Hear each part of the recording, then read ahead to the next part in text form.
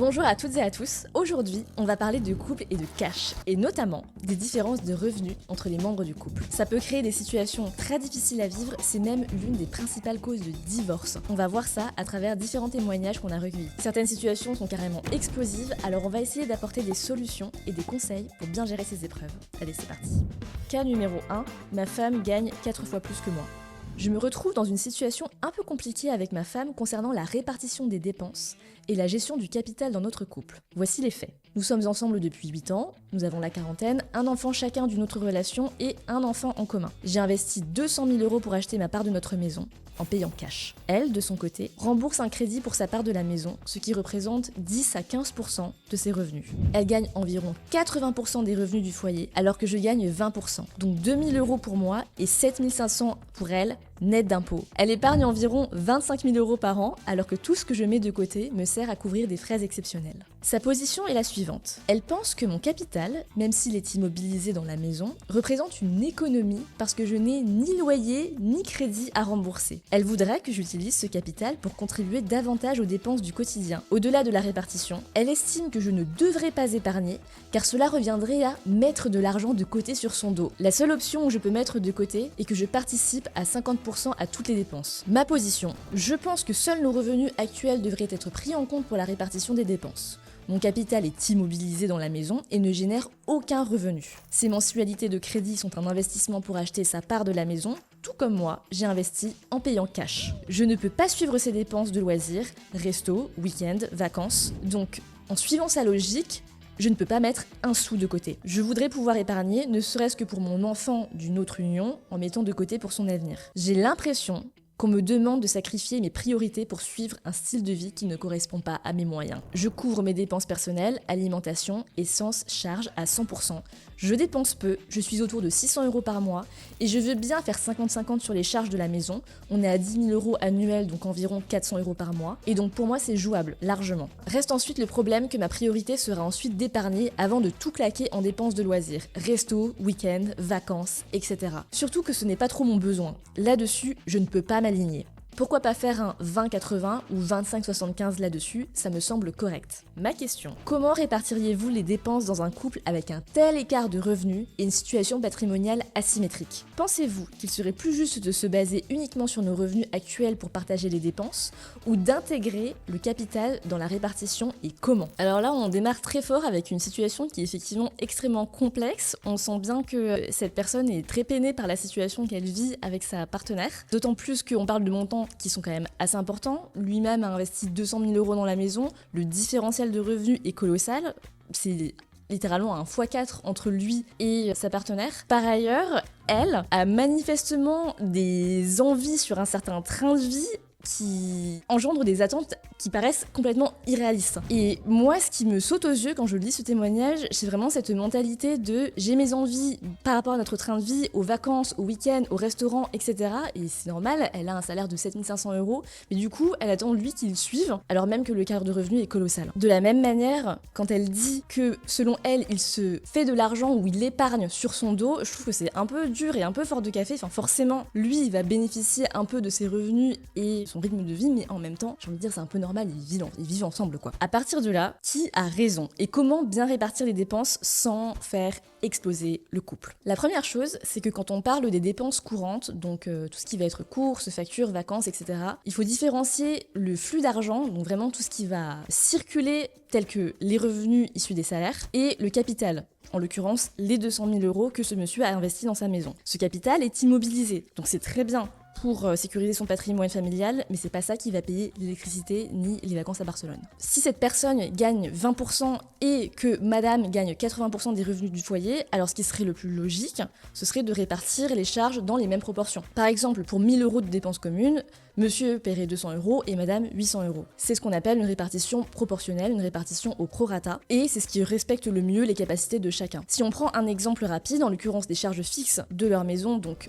selon lui 10 000 € par an, soit environ 833 € par mois, la part de monsieur, qui serait de 20%, reviendrait à 166 € par mois, et la part de madame, donc 80%, reviendrait à 666 € par mois. Et ensuite, Pour les loisirs, les vacances, les week-ends, il peut y avoir plus de souplesse. Soit chacun paie ses loisirs personnels, soit il partage ça également au prorata, soit c'est la personne qui est à l'initiative, la personne qui veut faire l'activité très coûteuse, qui finance. Ce que je trouve très intéressant avec cette situation, c'est qu'elle ne correspond pas exactement aux stéréotypes ou au schéma traditionnel de couple. Reste assez rare qu'il y ait un tel différentiel de revenus où c'est la femme qui gagne beaucoup plus que son mari. Mais si on pose les choses sur le papier et si on prend les chiffres, en définitive, mes conseils seraient les mêmes si la situation était inversée. On va prendre maintenant quelques commentaires externes. Donc il y a une personne par exemple qui va répondre en disant « Il n'y a aucun monde où un des conjoints doit diminuer son capital pour suivre le train de vie du couple ». Je pense que ça ne viendrait à personne à l'idée de demander à sa femme de prendre des crédits pour financer les charges quotidiennes.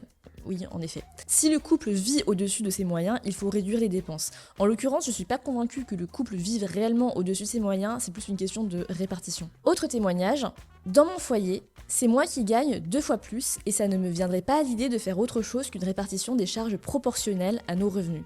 Chacun participe à la hauteur de ses moyens. Je ne souhaite pas rendre ma conjointe complètement dépendante financièrement à cause d'un train de vie qui n'est pas adapté à ses revenus. Voilà, tout est dit. Donc ce témoignage a donné lieu à des débats enflammés et il y a eu un update de la part de l'auteur qui a écrit ensuite en disant « Merci pour tous vos retours. Vous avez été nombreux à dire que la position de ma femme était abusive. Le sujet a éclaté entre nous tout récemment, il y a 48 heures. J'ai été ferme sur le fait qu'on ne peut pas continuer ainsi. Sur le plan psychologique, j'ai pris conscience des raisons de son blocage. Ah, on va apprendre des choses. Elle avait le sentiment que je ne souhaitais pas m'impliquer dans la gestion commune et que je la prenais pour une vache à lait. C'était tout le contraire, j'étais dépitée devant le gâchis, voire ses dépenses compulsives et son absence totale de gestion, d'objectifs et d'investissement. Et ben là encore une fois je le comprends, c'est vrai que c'est fatigant et encore une fois on voit qu'en définitive, la vraie question c'était pas nécessairement celle de la répartition, c'était plus de la philosophie de chacun et de l'approche de chacun vis-à-vis de l'argent. J'ai tenté plusieurs fois d'en parler, je n'avais pas su visiblement prendre les choses en main, donc on a mis au clair tout ça, je monte maintenant budget, outils de suivi, épargne de chacun proportionnel aux revenus et plan d'investissement, tout ça pour nous deux. On réactualise chacun la perception erronée de l'autre. Je pense que ça prend la bonne direction. Vous n'aviez pas les éléments évidemment pour m'accompagner dans ce travail psycho, mais néanmoins, merci d'avoir commenté et participé à m'ouvrir les yeux sur le besoin de mettre un bon coup de pied dans la fourmilière. Voilà, je réalise que j'avais ma part de responsabilité dans tout ça. On dirait que tout se termine bien pour ce couple et j'espère vivement pour eux que ça va continuer à suivre cette bonne direction. On passe au cas numéro 2. Suis-je une mauvaise personne si je suis dérangée par le fait que ma compagne ait une somme d'argent importante qu'elle n'exploite pas ? Ma compagne, 33 ans, avec qui je suis depuis plus de 5 ans, conserve une somme d'argent importante sur son compte personnel, 200 à 300 000 euros. Elle a peut-être 50 000 euros sur des livrets, mais la grande majorité dort sur son compte personnel depuis maintenant plusieurs années. Par compte personnel, je pense qu'il veut dire compte courant. Elle ne l'a pas placé et elle n'a pas de projet pour cet argent, mis à part notre projet d'achat de résidence principale à deux, mais qui n'est pas pour tout de suite, horizon 2-3 ans au plus tôt. Nous vivons actuellement chez moi, je suis propriétaire. Le budget pour cet achat futur serait d'environ 250 000 euros, donc 125 000 euros chacun. Maintenant, si jamais j'aborde le sujet, elle se braque totalement et me dit directement d'arrêter de la saouler avec ça. Précédemment, j'ai essayé de parler de placement type PEA ou d'un investissement locatif. Ensuite, j'ai essayé de la conseiller au moins de placer sur des comptes d'épargne, histoire que l'argent soit plus sécurisé, car j'avais abandonné tout espoir de la convaincre d'investir en bourse ou immobilier. Maintenant, je suis conscient que ça ne sert plus à rien d'en parler, donc je me tais.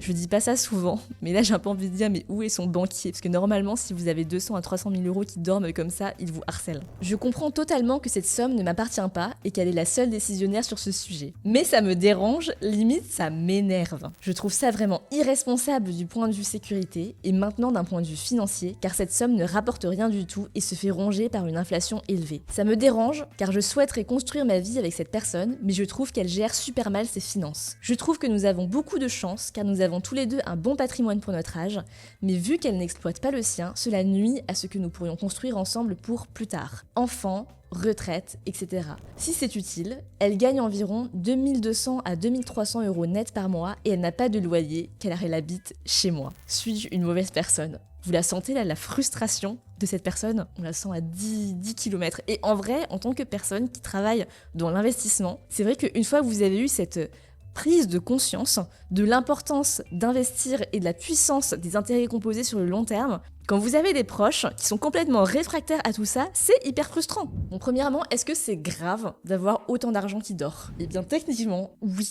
Tous les ans, l'inflation va rogner la valeur de cet argent. Aujourd'hui, tu peux facilement perdre de 3 à 4% de pouvoir d'achat par an en laissant dormir des économies sur un compte courant. Je serais curieuse de savoir comment est-ce que cet homme a abordé des discussions, des placements avec sa femme. Est-ce qu'il lui a donné des exemples concrets, des exemples chiffrés pour que vraiment elle visualise quelle somme d'argent potentiellement elle perd à cause de l'inflation. Par exemple, si on prend 200 000 euros qui dorment, ça peut être de 4 à 6 000 euros de perte de valeur chaque année. Enfin, c'est quand même énorme. Et ça, c'est sans prendre en compte le coût d'opportunité, c'est-à-dire ce qu'elle aurait pu générer si elle avait investi de l'argent. En investissant, même avec un profil d'investisseur assez conservateur, elle pourrait facilement aller chercher des taux de rendement qui au bout de 10 ans lui permettraient de doubler son capital. Donc c'est quand même hyper dommage, et peut-être que si c'était présenté comme ça, elle aurait davantage conscience de l'importance de placer son argent et d'investir. Chez Goodvest, on a développé des outils très simples qui vous permettent de visualiser ça, donc peut-être que ce monsieur pourrait utiliser notre calculette de l'épargne. Vous avez juste à rentrer le montant investi, la durée d'investissement, sélectionner un profil du risque, du plus prudent au plus audacieux, et c'est hyper pratique pour vraiment visualiser les sommes d'argent potentielles que vous pourriez générer grâce à vos placements. Ensuite, techniquement, il y a plein de manières assez simple de placer son argent. Si c'est la difficulté, si c'est les formalités administratives qui font peur à cette personne et si c'est la raison pour laquelle elle n'investit pas, aujourd'hui, vous pouvez très facilement en ligne investir dans une assurance vie, dans un plan d'épargne retraite. Ça prend quelques minutes, vous pouvez choisir d'être accompagné ou non. Et si c'est le manque de compréhension qui lui fait peur, nous, on a des équipes de conseillers qui tous les jours font des appels avec des personnes qui potentiellement n'ont jamais investi et n'ont pas forcément de notions financières, et on se fait un plaisir justement de vous expliquer comment ça marche, en essayant de rendre ça un peu sympa et en évitant par exemple tous les termes hyper jargonneux que vous pourriez avoir ailleurs. Donc voilà, je pense que dans cette situation, les maîtres mots, ça va vraiment être la pédagogie et essayer d'illustrer ça avec des cas extrêmement concrets. Et en fin de compte, est-ce que cet homme qui a écrit ce témoignage est une mauvaise personne ou pas? Alors je pense que ce serait un peu fort de dire que c'est une mauvaise personne. En revanche, on sent un niveau de frustration tel que quand il a des discussions avec sa femme, ça doit se ressentir, donc ça doit la braquer encore plus. Il faut quand même garder en tête que au sein du couple, il y a une notion d'indépendance et de liberté financière, c'est-à-dire qu'en définitive, ça reste son capital, elle en fait ce qu'elle veut. Certes, c'est hyper frustrant, mais en soi, on pourrait tout à fait argumenter qu'il n'a pas de droit de regard sur ce patrimoine. Donc en définitive, je lui recommanderais de faire la paix avec ça. Ça veut pas dire d'arrêter d'avoir des discussions sur le sujet, mais peut-être qu'en faisant la paix, il arrivera à avoir des discussions qui sont plus constructives.